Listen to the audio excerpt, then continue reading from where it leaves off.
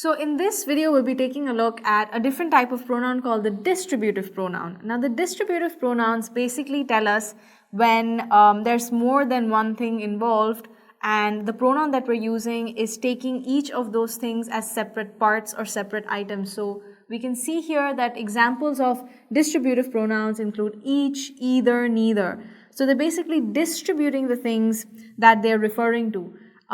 They might refer to persons or things, and if they're referring to them, they will refer to them as one at a time, or one at a time they'll be talking about those items or persons or things. So let's take a look at an example. We have here, each day is a new beginning. Here, each is talking about every single one. So each day is a new beginning.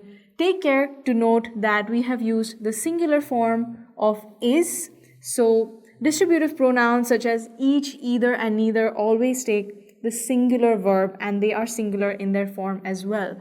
So here we have another example of neither being used as a distributive pronoun. Neither of the charts is right. Again, neither is singular in form, hence it will take the singular form of the verb, which is. So always take the singular verb, and they will always be singular in their own form. So remember this when you're using each, neither, and either in a sentence as a distributive pronoun. Now, either and neither are only used to compare two things. So when you have two things that you want to include in the sentence, then we will use either and neither. For instance, you can say either of the two students is right, or neither of the two students is right. So here we are comparing two people, right?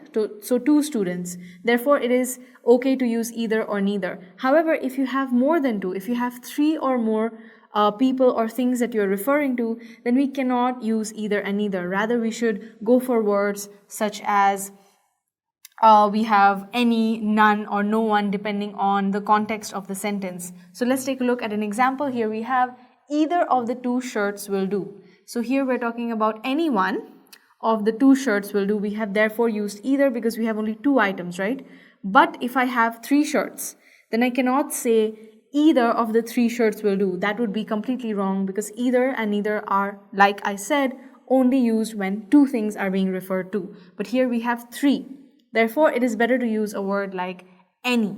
So any one of the three shirts will do. Similarly, if you have a sentence where either of the two boys could go, then if you want to say any of the two boys can go, none of the two boys can go. So we have to reframe the sentence using these different words, any, none, and no one, if you have three or more items that you are referring to. So these were the rules for how you use distributive pronouns. Make sure that you use them carefully and you remember all the rules for their usage.